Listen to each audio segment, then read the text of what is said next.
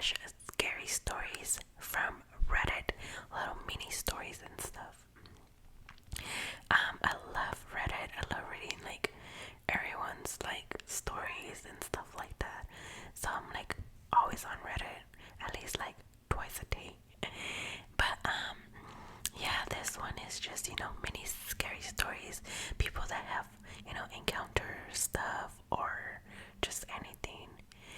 And yeah, I hope you guys love scary stories and movies and all that as much as I do.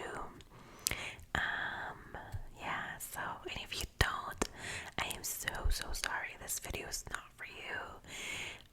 You can go ahead and watch some of my other videos that are not scary at all. And I do have some water with me just in case I get thirsty. And I have my little reusable silicone straw.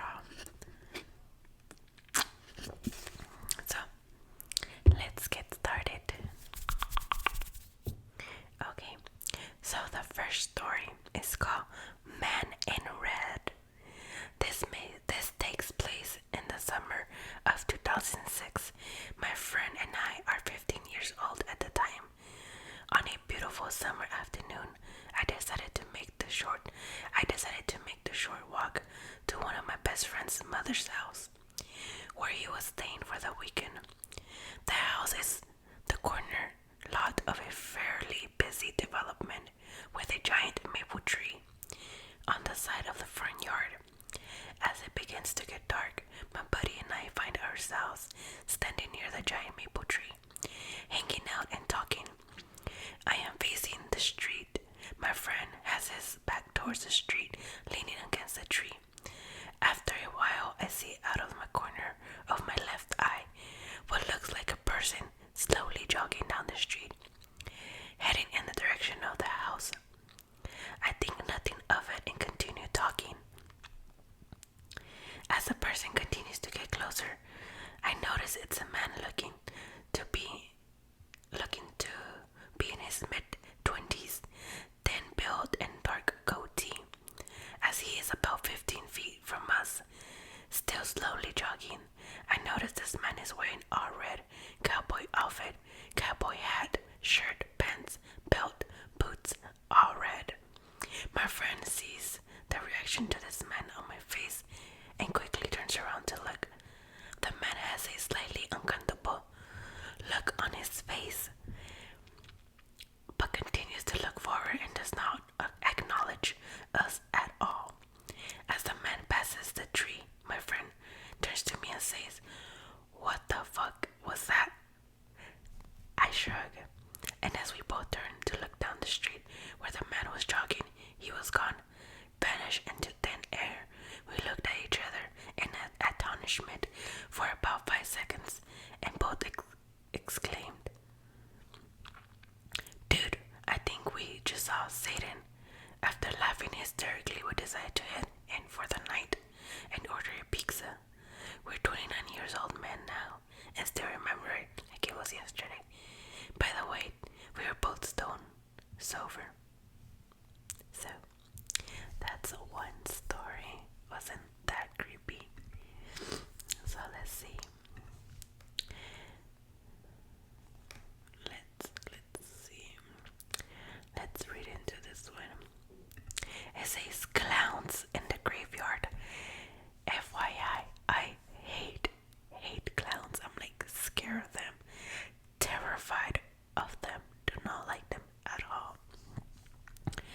Okay, so I was driving home from work last night and I saw the most horrific thing I have ever seen.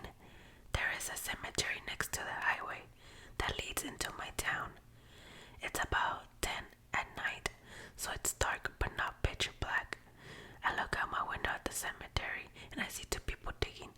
I decided I should go investigate. Why would she go investigate? Or he? This is not something I've seen this late at night before. I pull into the graveyard and get out of my car, turn on the flashlight. I walk towards where I saw the people digging. Why would they do that in the beginning? That's a big no-no.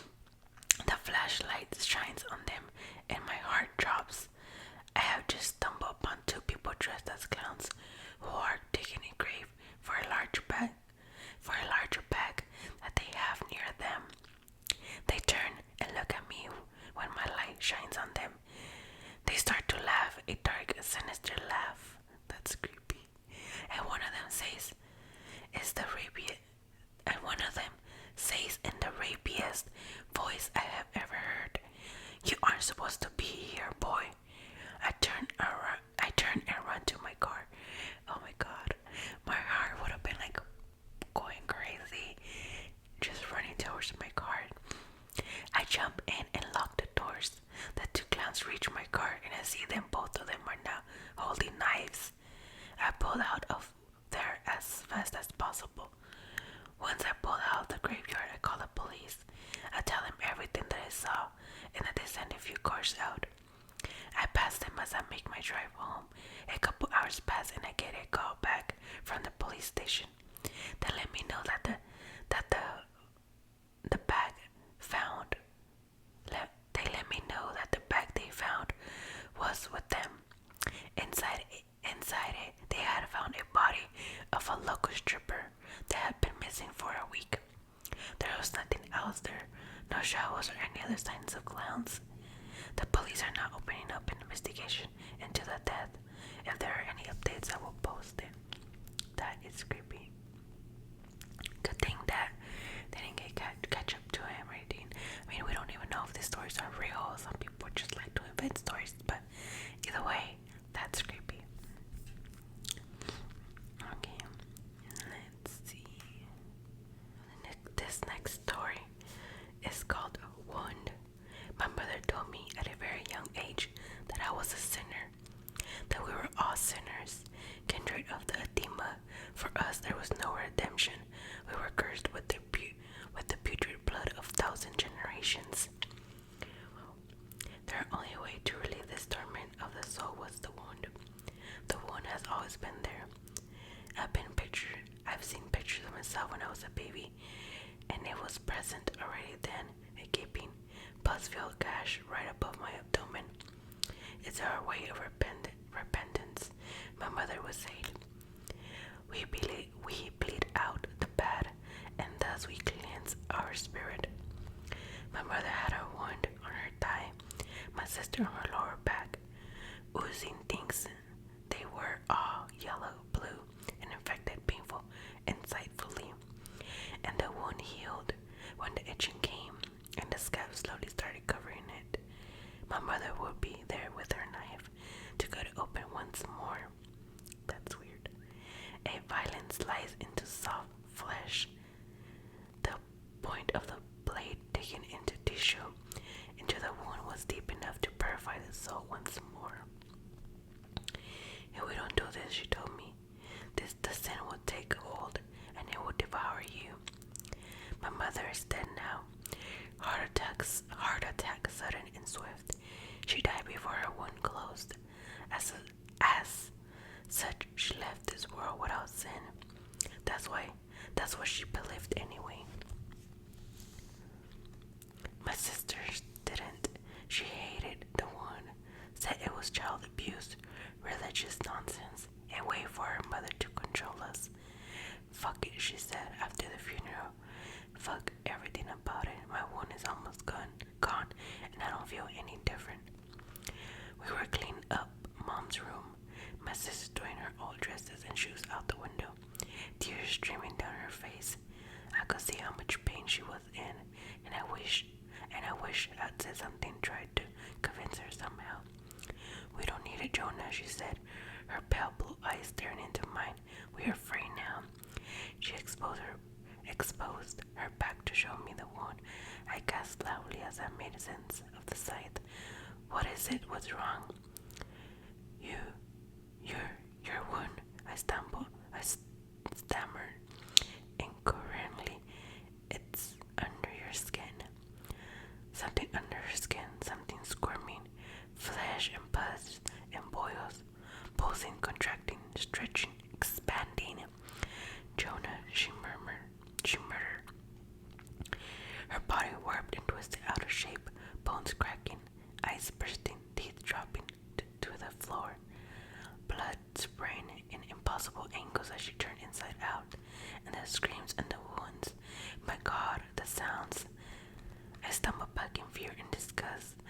minutes later, realizing too late that I had backed into the open window. I don't remember much from the fall, nor my neck hitting the ground first. All I remember is darkness and screams. Where's my sister? What is my sister? I truly don't know. All I know is that I'm laying here in the hospital bed, unable to move, unable to communicate, and that my wound is itching something fierce.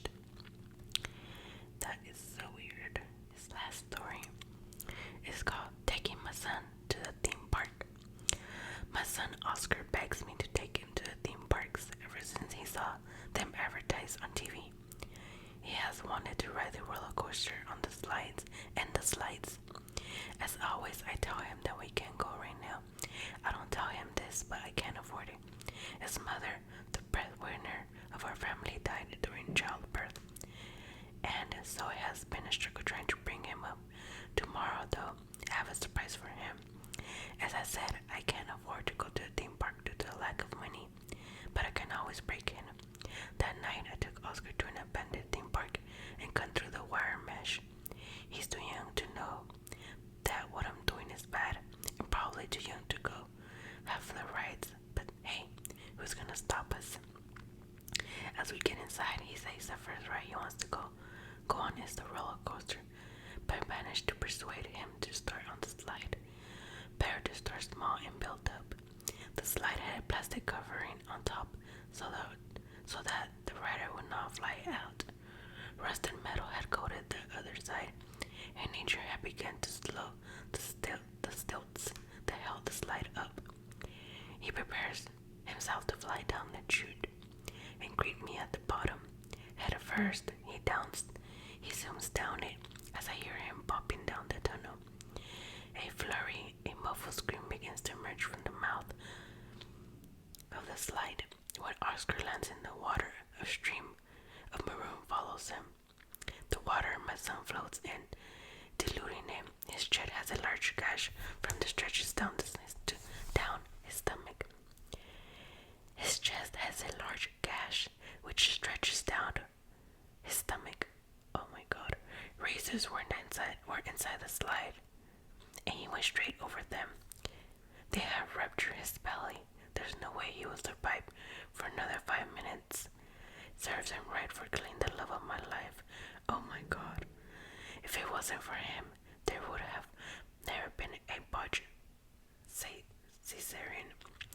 Now he gets to know what it feels like to have your stomach cut open.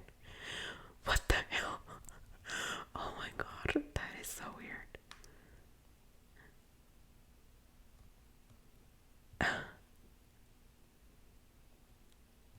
Oh my god, that is... Okay, I guess that was not the ending I was hoping for, that one. But okay. Oh god. Okay, let's do another one, just one more. Okay, now this is the last story I'll be telling you. It's called Kathy's Acting Weird. Ben was always the funny kind. He has played pranks like this on me before, and I am not vulnerable enough to fall for the same prank twice. The last time he asked me to come over to his place like it was an emergency, I was greeted with, "Thank God you're here, I need someone to scratch my balls." What the hell? Ben and his wife Kathy always found these kind of pranks funny for some reason. This time he sent me a text saying, "Come here ASAP, Kathy's acting weird." Although I'm pretty sure that Ben is crying wolf again, I'll go there anyway because I have nothing else to do. Going there will at least kill some time. I grabbed a pack of beers along the way as I wondered what was it going to be this time. Probably some more itchy balls. Their apartment door was unlocked, so I took the liberty to walk in. There was no one in the hall, but the bedroom door was ajar. I did not want to barge in there like that was those assholes were asking for it. As soon as I entered the room, I found myself standing right behind Ben. He was sitting on the bed, facing the wall. Kathy was sitting between him and the wall, but facing the opposite direction, towards Ben. I couldn't see any of Kathy except her hair, because Ben's body was covering her. Without any more delay, I declared, let me make it clear. I'm not here to scratch anyone's balls. Ben started to turn around, probably to laugh, or so I thought. But I was wrong. The more he turned, the more blood I could see dripping down from his slit throat. Oh God. He was trying to block it with his bare hands. There was a warning in his eyes. He wanted me to run away. But the shock and anchored me to the ground. Ben collapsed, getting away from me to see Kathy. She held a knife in her hand. I dropped the pack of beers. When I looked into her eyes, they were pitch dark. A devilish smile carved on her face as she stood up and started to run towards me. Wow, it would have been nice. It would have said what happened next after that. But I guess this is it for these stories. Let's see, we could read another one. You guys want another one? Let's see.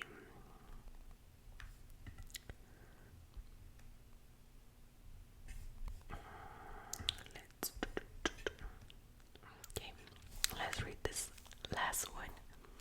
The Hanging Woman. I had just moved into a new apartment since it's closer to my new college. It's a little small, but as long as there's a bed and toilet, I'm satisfied. It even came with a desk with a lifesaver. My bed was beside the window with a giant tree right outside. Cool, I thought to myself. I started unpacking and got changed for dinner and drinks with some old friends. When I returned, it was late into the night, and I was tired and a little tipsy from all the drinks we had, so I decided to go to sleep as I had to go to church the following morning. It was around 2:34 a.m. when I awakened to a feeling of being watched. When my eyes opened, I was looking at the shadow of the big tree against my cupboard. Strange as I thought, I remember closing the curtain before sleeping. The shadow looked strange. There was something hanging from one of the branches. I squinted to see it better. It looked like someone's hanging by a noose from the branch. Shocked, I turned into the window to see what was really making the shadow. It was a woman hanging. She looked around mid-30s. She was staring right at me, her eyes staring into my soul. I quickly closed the curtains, but I can still see silhouette casting on the curtains. I didn't sleep and wink that night. Her shadow eventually disappeared when the sun started to rise. I went to church and did some prayers. I got some holy water from the church and sprinkled some on the tree outside and kept the leftovers, keeping it beside my bed.